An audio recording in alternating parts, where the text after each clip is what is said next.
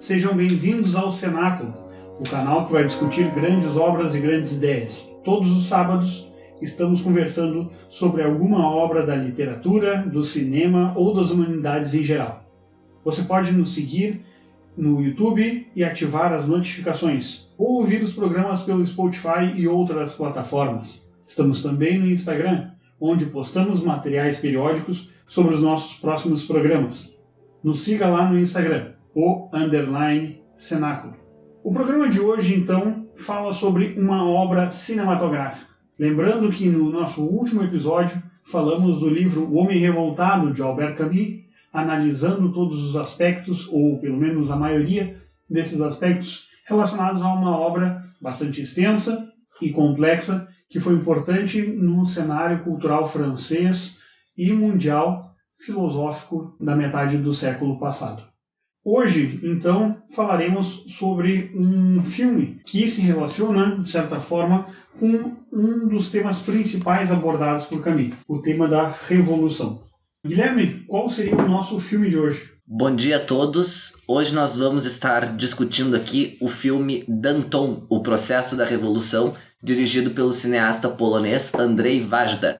Bom, o filme Danton ele vai ser uma obra importante dentro da cinematografia do Andrzej Wajda, e nós hoje vamos falar então sobre esse personagem, um filme que trata de aspectos biográficos, que a princípio é biográfico, sobre a vida de um dos principais autores ou um dos principais ideólogos da Revolução Francesa, o francês Danton. Georges Danton. O que tu poderia falar sobre Danton pra gente? Bom, o Danton foi uma figura central na Revolução, ele era muito próximo do Robespierre, e depois de um tempo o Danton tinha um jornal, ele escrevia para um jornal, na verdade, e ali ele começou a fazer uma série de críticas ao regime que havia se instalado na França, especialmente ali já no ano 2 da República, né? Lembrando que a Revolução Francesa fez tábula rasa dos anos anteriores e começou a recontagem no calendário. Então o ano 2, ali 1791, onde através desses artigos o Danton vai tecer severas críticas ao regime que se instalara então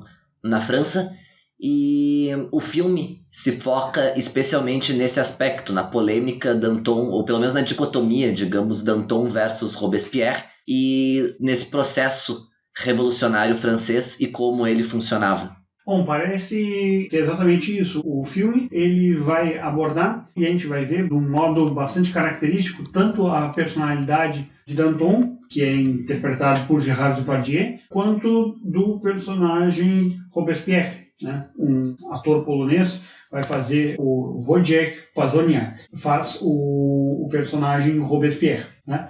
A gente vai ver essa dicotomia entre ambos, e aqui no filme a gente vê os momentos, se a gente faz um recorte sobre essa história, a história se inicia com a volta de Danton a Paris. Depois de um tempo, na sua cidade natal, Danton retorna então para Paris e já se vê envolvido em certas polêmicas com o único dos três grandes, os três deuses da Revolução Francesa. Marat já havia sido morto na famosa cena em que ele é assassinado na banheira. Danton estava afastado de Paris e Robespierre reinava junto ao Comitê de Segurança Pública francesa, que era responsável pelas perseguições que eram consideradas antirrevolucionárias por eles, descambando numa ditadura e num banho de sangue, utilizando-se da máquina recém-inventada para a Revolução Francesa, a guilhotina. E chegando, então, da sua cidade, a gente vai ver que Danton, numa das primeiras cenas em que ele aparece, ele faz um olhar, ele olha para uma guilhotina que é instalada numa praça pública como uma espécie de augúrio funesto, né? Encontrando logo ali seu destino. E uma das tomadas, então, Danton aparece como um personagem que é endeusado por toda a população francesa, que padecia de uma miséria e enfrentava filas para conseguir um pedaço de pão. E Danton, quando aparece, ele é endeusado por esses partidários, pela população que via nele alguém como eles, né? Mais para frente, a gente vê que essa figura do Danton humilde vai um pouco que se desfazendo quando a gente vê os valores e enquanto que a população padece de poucas benesses dadas pelo Estado, ele se favorece com manjares e com uma vida bastante burguesa. E nesse momento em que Danton aparece, a gente vê ao fundo Robespierre olhando para ele com um olhar de preocupação. E aqui a gente vai ver essa questão da disputa do poder e do terror revolucionário matando seus próprios idealizadores. Nessa cena que o Miguel comenta, há bastante presente um certo distanciamento e que também representa um pouco a própria característica de cada um deles, sobretudo pelos postos que ocupavam naquele momento. Robespierre em cima, Danton abaixo, né? O Robespierre de cima da janela olhando distante do povo e Danton abaixo naquela massa que o endeusava. Exatamente. É importante lembrar, né, que Andrzej Wajda é um diretor polonês e ele faz essa obra, ele lança o filme Danton em 1982, se eu não me engano. 83. Ou seja, é um ano em que a gente ainda não tinha a queda da cortina de ferro. A Polônia ela havia passado por turbulências políticas, nós tínhamos personagens bastante endeusados pela população e que eram considerados como eles próprios. A gente tem o Lech Walesa que vai ser considerado o primeiro proletário realmente a chegar no poder como um presidente da Polônia comunista. A gente vai ter a Polônia como um centro de revolta contra essa estrutura, contra o poder soviético, né, no final da Guerra Fria. E essa peça, né, na verdade, a gente vê que o filme Danton ele é baseado numa peça teatral de uma autora polonesa. Né? Em 1975, a autora Stanisława Przybylewska, acho que é assim que se pronuncia, ela cria essa peça e o Wajda encena, então, e considera esse texto um dos maiores textos da dramaturgia polonesa. Essa autora ela era profunda conhecedora de Robespierre e o próprio Wajda, quando ele fala um pouco sobre esse filme, ele comenta que o posicionamento que ele dá a Robespierre aqui no filme Danton, ele é algo que diverge do que a maioria dos historiadores ou grande parte daqueles que são detratores da figura de Robespierre colocava, né, que de um sujeito extremamente sanguinário. Isso é uma coisa que acaba trazendo um certo desconforto, uma certa estranheza para quem vê o filme, porque a gente percebe que Robespierre é um sujeito que não é tão ruim assim como aparenta ou como a gente entende previamente, pelo menos nessa versão cinematográfica. Não, tanto é que na primeira reunião onde o comitê se encontra para discutir o que vai ser feito com o Danton ou não, o próprio Robespierre é bastante resistente no começo em mandar o companheiro, enfim, o conhecido, para a guilhotina, defendendo, inclusive, não é bem assim, ele tem boas ideias, ele não é mau na intenção, acho que tem que se ter cuidado, porque ele foi um homem que lutou bravamente no 10 de agosto, ele é um homem que foi muito importante para a Revolução, então vamos com calma, e os outros insistindo, dizendo, não, alguma coisa tem que ser feita, tanto é que num dos momentos que é de uma fina ironia, assim, não sei se tu concordas, Miguel, é um dos momentos onde o Robespierre, todos eles estão gritando contra o Danton e o Robespierre junta as mãos em frente ao rosto e fica em silêncio e um deles, ironicamente, pergunta, ué, Robespierre, tá rezando? E ele diz, não se trata disso, estou só refletindo. A gente vai ver então esse personagem Robespierre como alguém reticente, não alguém sedento pelo poder, mas alguém reticente em tomar certas atitudes. Talvez isso se deva a certa prudência maquiavélica de Robespierre, de perceber que ali no momento em que a guilhotina caía sobre a cabeça de Danton, ele formava um mártir. E isso a gente tem bastante nítido no final do filme. Mas a gente vai ver um filme que vai tratar das questões da fragilidade humana, acima também das questões do processo revolucionário. Todos os personagens eles são extremamente humanos. A gente percebe como cada um deles lida com o poder. Seja Camille Desmoulins, que vai ser amigo e companheiro de Robespierre até a execução, e que também era parceiro e companheiro de Danton na execução, assim como era amigo de Robespierre. Né? Robespierre se vê em certos momentos entre a cruz e a espada, sem ter muita certeza de como agir, e sendo influenciado por essa Lady Macbeth que ele tinha, que era Sanjusto. Lembrando que Sanjusto vai ser um personagem bastante importante nas reflexões que Camus vai fazer lá em O Homem Revoltado, tratando dele como um dos personagens que ele considera os regicidas, ou seja, aqueles que mostram a revolta metafísica passando pela revolta do rei, né? Como o deicídio se transforma em um regicídio. Essa fragilidade humana, então, que a gente encontra entre Danton e Robespierre, vai se mostrar muito no principal embate em que eles têm, que é o momento em que uma tentativa de aparar as arestas, apesar da precaução que os dantonistas pedem ao advogado, para que ele encontre Robespierre, e Danton, bastante confiante quanto à sua oratória e à sua maquinação, tenta convencer Robespierre de que cada um deva agir conforme a sua consciência. E Robespierre não deixa essa opção a Danton. Não existe uma terceira via.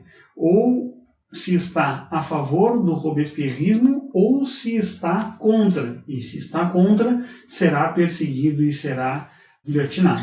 Porque o Robespierre encarnava nele a revolução. Então, o fato de se estar contra o Robespierre, na verdade, era o fato de se ser classificado como um contra-revolucionário, porque se Robespierre encarnava a revolução, aquilo que era contrário a ele, na verdade, era contrário à revolução, não é? Tanto é que no discurso que o Robespierre faz na Assembleia, com os outros deputados, antes do Danton ser preso, ele defende que ninguém está acima da lei e que o mundo inteiro estava a olhar para a França naquele momento, em que então a França não poderia, sob hipótese alguma, fraquejar. Então, ao atacá-lo, Danton, na verdade, atacava a revolução e, portanto, deveria sofrer as consequências disso. É interessante que ele se utiliza do argumento utilizando os próprios erros de julgamento que a Revolução Francesa fazia. Então, no momento que isso ocorre, justamente no momento em que há um pedido de um dos participantes da Assembleia de que Danton venha se explicar e que ele seja ouvido como acusado. E então Robespierre diz: mas se nós não ouvimos nenhum dos acusados, por que dar esse privilégio, por que dar esse direito a Danton, já que não foi dado a mais nenhum outro? Ou seja, ele é maior do que a Revolução. Se nós temos essa tradição de não se utilizar do depoimento ou da defesa daqueles que são acusados, e aqui a gente vai ver essas origens, essa força do Estado totalitário da Revolução Francesa, nós não podemos fazer isso com Danton também. Então, justamente, a partir do erro, ele forma uma espécie de jurisprudência da não defesa de Danton, né? Se nenhum deles podia se defender, porque Danton pode. E justamente aí a gente vai ver que consegue Robespierre reverter todo esse processo de apoio que a Assembleia dava a princípio a Danton para um apoio a Robespierre e logo a própria revolução conduzida e coordenada por esse ditador. Mas não só isso, eu acho que, porque mesmo quando o Robespierre levanta essa questão, alguns deputados ainda tentam, alguns partidários do Danton ainda tentam contra-argumentar no sentido de que não, mas ele não é um qualquer, ele foi o homem que participou do 10 de agosto, enfim, ele não é um mero revolucionário qualquer. E então o Robespierre dá uma nova investida dizendo o seguinte: então vocês querem dizer que vocês não confiam no Tribunal Revolucionário? Vocês acham que o Tribunal Revolucionário pode falhar? É isso que vocês estão dizendo? E aí há uma mudança imediata de posição deles, porque desacreditaram o Tribunal Revolucionário, na verdade desacreditaram um dos pilares da Revolução Francesa, então questioná-la é questionar em si a própria Revolução, e isso não pode ser feito. Então, a partir daquele momento, muitos, inclusive dos partidários do Danton, de uma forma que o filme nos mostra, pelo menos, como oportunista, pedem o uso da palavra para rever as suas posições e dizer que naquele momento tinham visto que defender o Danton seria um erro. Exatamente. E a gente percebe esse detalhe, acho que o Guilherme gostaria de falar um pouco sobre isso, esse detalhe que vai ter no momento da filmagem, a cena em que Robespierre está fazendo essa defesa, em certo momento, quando Robespierre vai fazendo esse discurso apaixonado a favor dessa revolução e do modo como ela deveria ser conduzida e confrontando a revolução, a própria imagem que se tinha de Danton, a câmera vai baixando lentamente e vai mostrando os pés de Robespierre, que o Robespierre está na ponta dos pés. O que tu teria a dizer sobre isso, Guilherme? Essa cena inteira, na verdade, ela é muito interessante, essa cena da discussão dele na Assembleia, porque, na verdade, ele chega e ele já é posicionado lá atrás, junto com os outros membros do comitê. Tá acontecendo um rebuliço lá e tal. E tem uma cena que me parece muito curiosa, que tem que se atentar para isso, porque passa meio despercebido, assim, mas é muito interessante, porque vários deputados já estão inscritos. E então Robespierre diz, não, eu vou me inscrever para falar, e se levanta e já se dirige ao púlpito. E aí causa todo um rebuliço entre os outros deputados ali, o escrivão, para dizer, não, mas eu estava inscrito, não, tu não estava inscrito. E então Saint-Just, que está ao lado do Robespierre na cena, desce também e rasga as inscrições de todos os outros, atira para os deputados e diz, não, agora o Robespierre está inscrito, é ele que vai falar. Quer dizer, todo o ideário da Revolução de que eles eram todos iguais e que a igualdade era um valor a ser defendido, na verdade não era bem assim, né? Alguns eram mais iguais do que os outros. E é muito curioso até isso, porque todos eles se chamam de cidadão, né? Quando eles vão, o cidadão, mas e o senhor cidadão, com essa ideia da Declaração dos Direitos do Homem. E então o Robespierre se dirige à tribuna, num primeiro momento de uma forma muito fria e muito pueril quase. Ele fala num tom um pouco mais baixo, não é muito bem ouvido, os outros deputados continuam falando e urrando contra ele. Ele não consegue se expressar de uma forma muito adequada. E aí, nesse momento ao qual o Miguel se refere, ele se posiciona, então, na ponta dos pés. A câmera pega de baixo essa cena, muito bem feita. E aquilo era uma tentativa dele não só de ficar mais alto, porque ele era efetivamente baixo, mas também uma tentativa de se elevar e de ter a força necessária para conter, através da palavra, aquela multidão de pessoas que compunham a Assembleia, mesmo porque, ao contrário de Danton, Robespierre, historicamente, pelo que se sabe, não era um grande orador. Como Danton tinha como é que se diz assim, a habilidade, digamos, com as palavras, Robespierre não a tinha. E então, nesse momento, ele se sobrepõe ali num exercício de retórica, ele consegue inverter a situação e fazer com que os deputados apoiem, então, a prisão de Danton. Danton é um homem de cancha, né? Ele surgiu como um personagem de uma cidadezinha pequena que viu que não teria muito futuro na sua cidade, e quando vai ganhar a vida em Paris, ele começa a fazer bastante sucesso nos últimos anos do absolutismo francês como advogado. E então, como advogado, ele acaba sendo alguém que tem os traqueios de se falar em público, de se convencer, toda a oratória, toda a dicção necessária. A gente vê aqui essa imposição física realmente de Danton em relação ao Robespierre, justamente pela estrutura física, né? Um homem robusto. E a gente vê que Danton, pelas imagens que a gente tem das pinturas dele, era alguém com uma complexão física bastante forte. E é interessante ver todo esse processo que se forma contra Danton e contra os seus partidários, né? Que vai se formando, e a gente percebe pouco a pouco que tudo aquilo já está predisposto a um fim programado, do mesmo modo como ocorreu com inúmeras pessoas que sofreram com a execução da Revolução. Um momento que eu gostaria de destacar é um momento que, já na prisão, Camille Desmoulins e Philippot estão conversando. Philippot, sujeito que continua lendo apesar da prisão ali, até no seu julgamento ele continua com o seu livrinho, né? E Desmoulins está bastante nervoso com a sua situação, e daí então ele fala que está com medo, e Philippot diz que ele não deveria ficar com medo, deveria controlar a situação, e tentando meio que se convencer de que havia uma saída. Desmoulins diz, não, nós podemos ganhar o processo. Eu acho interessantíssima a frase que Philippot diz, que ele disse, não, o processo é político, e a política tem uma mecânica que não tem a ver com a justiça. E daí Desmoulins diz, eu não quero morrer, eu tenho o direito de viver. E o Philippot diz, o homem tem direito quando sabe preservá-lo.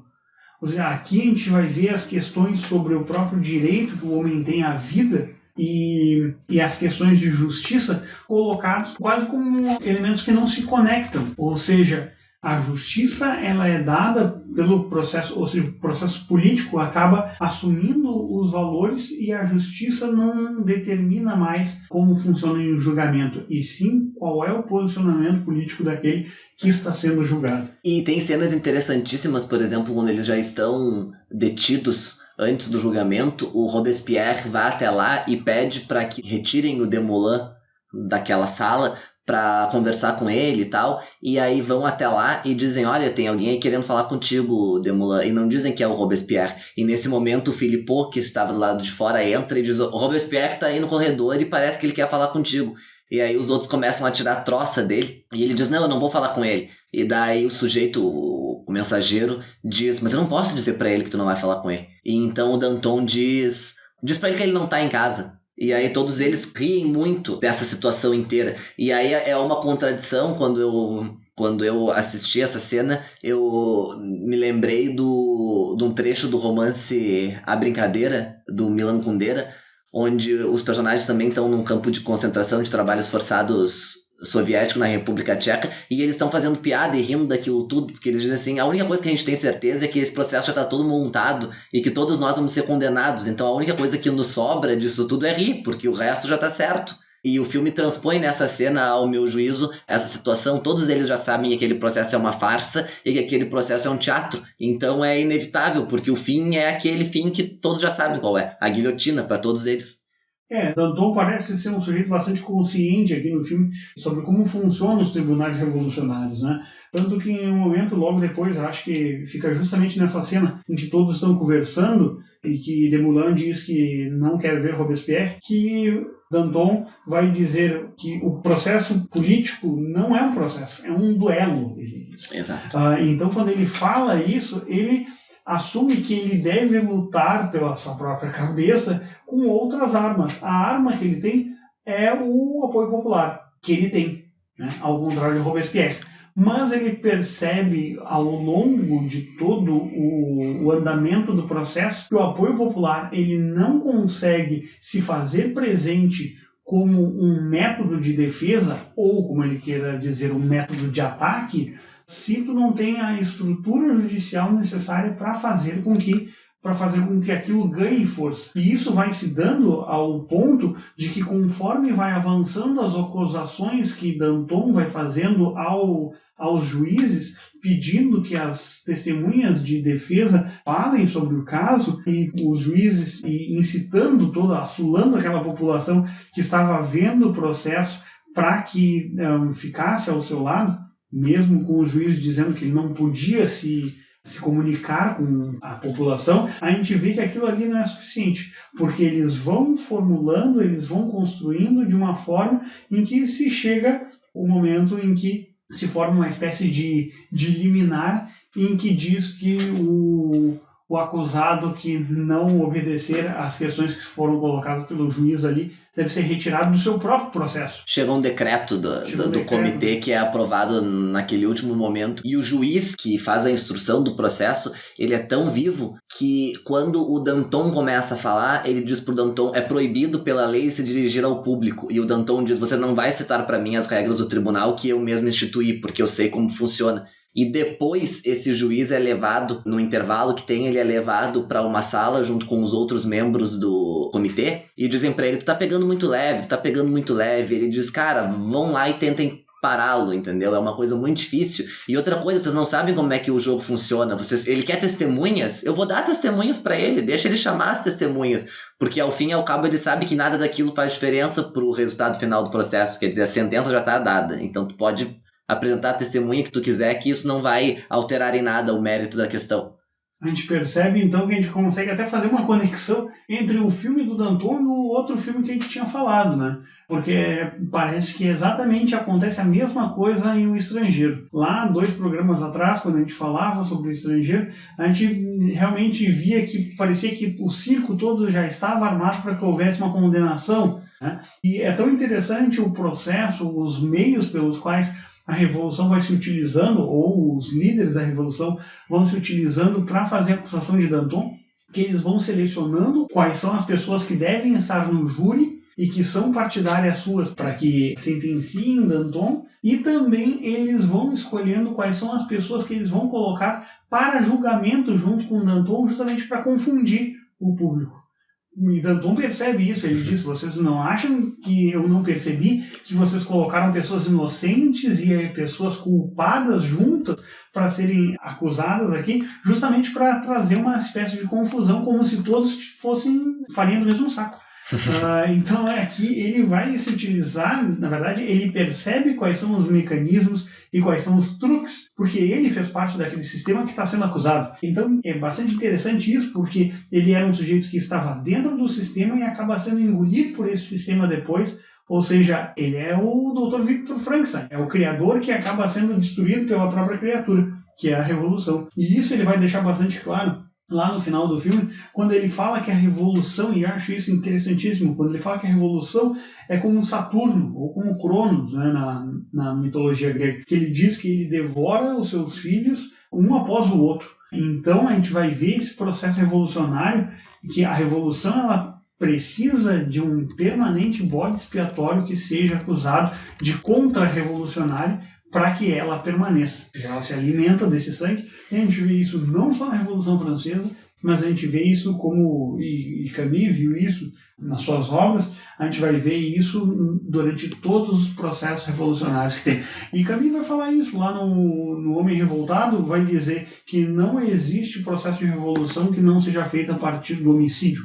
Ou seja, precisa se matar para que haja uma revolução. E é muito curioso isso, porque a Hannah Arendt, no Sobre a Revolução, quando ela vai falar especificamente sobre a Revolução Francesa, ela coloca uma questão bastante curiosa, que ela diz que não se tratava deles conseguirem comprovar que aquelas pessoas tinham atividades contra-revolucionárias, ainda que fossem aquelas pessoas que até ontem eram partidárias da revolução, porque ela diz que o governo, o terror instituído, trabalhava da seguinte forma: todos são contra-revolucionários. Quando a gente quiser, a única coisa que a gente tem que fazer é tirar a máscara deles, fazer a máscara cair, e aí todos verão que eles são contra-revolucionários. E para fazer isso, eles utilizavam desses métodos judiciais, que vieram a ser aprimorados, inclusive, ao longo do século XX, por alguns países, obviamente, não por todos, que contradizem absolutamente toda a declaração de direitos que eles próprios tinham promulgado. Até sobre isso, a gente vai ver depois dessa questão da revolução devorar seus próprios filhos, que em um momento, no final do julgamento, quando o juiz vai conversar e decidir como ele vai acusar Danton, ele vai até Robespierre, ele está posando para o pintor Jacques David, um grande pintor do período revolucionário e que pintou as figuras da Revolução, e Davi está no momento em que precisa de Robespierre ali como modelo para pintá-lo. E juntamente a isso, no seu ateliê, ele tem ao fundo uma pintura onde ele vai colocando os grandes nomes da Revolução. E chega um momento que o Robespierre diz: tu tens agora que tirar o fulano de lá, porque ele não é mais um grande nome da Revolução, ele é um inimigo da Revolução. Ou seja, esse apagamento histórico que se faz daqueles que eram grandes revolucionários e acabam se tornando inimigos do povo, vamos utilizar esse termo que foi bastante cunhado no período revolucionário, a gente vê isso já acontecendo durante a Revolução Francesa. E isso vai se repetir, como a gente diz, o processo revolucionário é um processo bastante monótono, né? A gente vê que as coisas elas vão acontecendo e nada... Cíclicas. São bastante nada se cria, tudo se transforma, como diria o Lavoisier. Isso vai acontecer muito na Revolução Soviética, onde nas fotografias os sujeitos eram apagados da história, eram apagados dos livros, e personagens que haviam criado a Revolução, como o caso de Trotsky, acabam se tornando contra-revolucionários e inimigos, né, com a chegada de um novo nome ao poder que não deseja nenhum tipo de contraponto à sua unificação de poder. E, na verdade, é curioso pensar isso, historicamente, o embate Trotsky versus Stalin é muito parecido com o embate Robespierre versus Danton, porque o Trotsky, assim como o Danton tinha participado do começo da Revolução, tinha feito atitudes atrozes, assim como o Danton também fez, isso é ocultado do filme, mas tem uma fala onde isso é mencionado, mas de um modo geral isso fica silente no filme, e depois se vê como um opositor àquele regime que, na visão de Trotsky, na visão de Danton, havia deturpado a ideia original que havia sido a sua gênese, digamos assim. Então é muito curiosa essa proximidade que existe entre eles e que talvez exista entre todas as revoluções, né? No próprio movimento, no próprio processo da revolução, por ser um processo constante, porque o que importa é a revolução, né? Então o que importa é o constante movimento, isso tudo vai mudando. E a gente vai ver, agora comentando sobre isso, lendo um teórico, ele atenta para um negócio que eu acho interessantíssimo no filme, que aparece apenas no seu final e no seu início, que é a figura do menino. Né? No início do filme, uma das mulheres que estão ajudando o Robespierre, ela está dando banho no seu sobrinho e junto, então, enquanto dá banho nesse menino que está despido na banheira, ela pede para que ele recite a Declaração dos Direitos Universais que foram criados durante a Revolução Francesa. E enquanto o menino vai errando, ele vai apanhando, né, aos poucos, para que ele relembre tudo aquilo.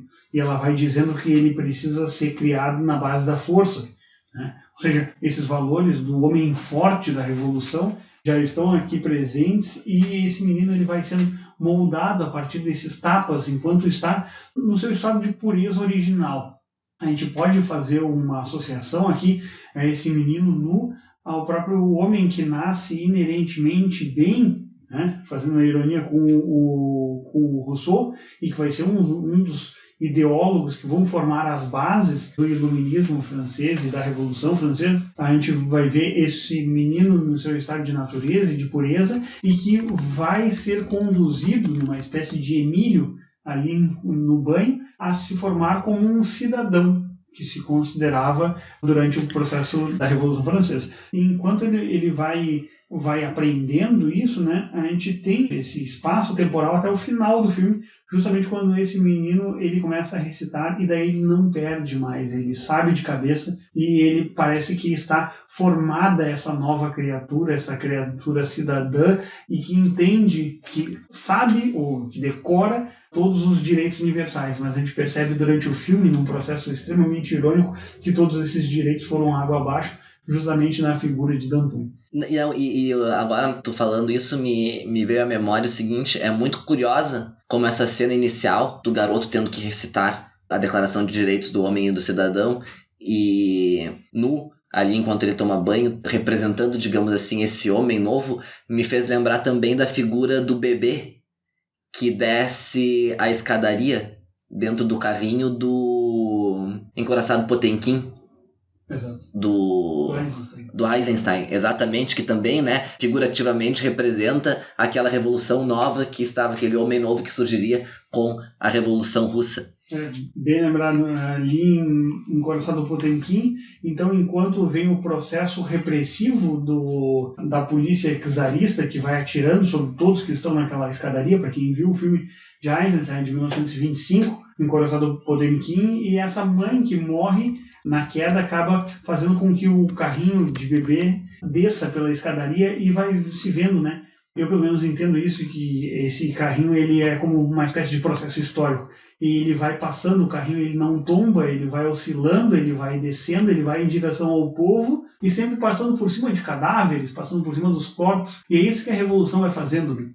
Ela pode ser oscilante, ela pode tremer, ela pode quase tombar como um carrinho do bebê, mas ela tem que permanecer no seu caminho, mesmo que seja passando por cima de corpos, até chegar ao povo, né, e sair do controle do Estado. Não, e é muito curioso como o filme tem um aspecto cíclico dos dois lados, porque tem essa figura da criança, mas é importante destacar que no filme, cronologicamente, o Robespierre aparece primeiro do que o Danton.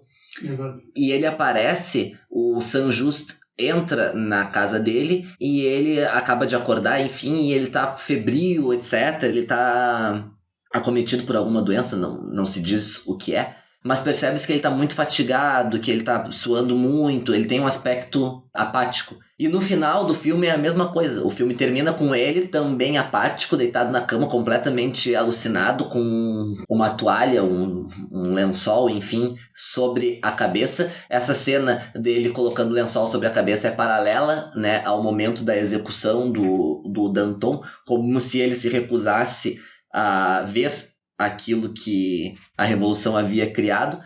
Quando o Saint-Just entra pra falar com ele nessa cena final, ele comenta dizendo que ele acha que ele tá ficando louco e que ele não tem mais certeza se a democracia é possível ou não, que ele não sabe mais o que ele vai fazer. Ele diz exatamente para Saint-Just: você reconhece que a ditadura se tornou necessária, não? Portanto, que a nação não se pode governar sozinha. Portanto, que a democracia é só uma ilusão? Ele pergunta exatamente a Saint-Just. E Saint-Just diz: olha, eu acho que tu deveria enfiar uma bala na cabeça. Né? Exatamente. E nesse momento, então, ele, percebendo todo erro, ele percebe que o próximo a ser devorado pela revolução é ele próprio. Que foi o que aconteceu, né? 3 anos depois, ele morre em 94, o Robespierre. Mas, e aí o menino, a empregada traz esse sobrinho para dizer as palavras pro Danton, pro Robespierre, desculpe, e o sobrinho diz essas palavras enquanto ele tá muito mal, e ele olha com um olhar catatônico, assim, banhado de suor, e o menino vai dizendo artigo 1º, artigo 2º, artigo 3º, e eu acho muito curioso que os créditos começam a subir enquanto o menino vai dizendo, mas começam a subir quando ele chega no artigo 4º. Os 3 primeiros ele diz de cor, e a partir do artigo 4º começam a subir os créditos, e o artigo 4º começa com: a liberdade consiste em poder fazer tudo que não prejudique o próximo. Ou seja, parece que esse artigo já foi cortado pelos créditos, né, finais. Exato, e aí começam a subir, e aí fica uma forma muito bonita de fechamento do filme. Bom, encerramos por aqui o nosso programa falando hoje sobre o filme Danton, o Processo da Revolução, de Andrzej Wajda. Esperamos vocês no nosso próximo programa, no programa já sempre tradicional, programa de sábado de manhã, que vai ao ar nas inúmeras plataformas. Lembrando que vocês podem nos seguir no YouTube, ativar as notificações, seguir o nosso canal e ouvir os programas pelo Spotify e outras plataformas. Nós estamos também no Instagram, onde postamos materiais periódicos sobre os nossos episódios. Nos siga lá no Instagram, digitando _Cenáculo. Você pode também entrar em contato com o nosso site, www.ocenaculo.com.br. Lá teremos a nossa livraria digital, onde vocês podem acessar e comprar os livros que nós estamos citando programa a programa, e também os livros que serão dos programas próximos, também colocaremos lá. Ou então entrar na seção Apoia, apoiando o nosso projeto, para que possamos sempre trazer um conteúdo de qualidade. Muito obrigado. Obrigado, Guilherme. Até a próxima. Valeu, Miguel. Muito obrigado por todos. Até!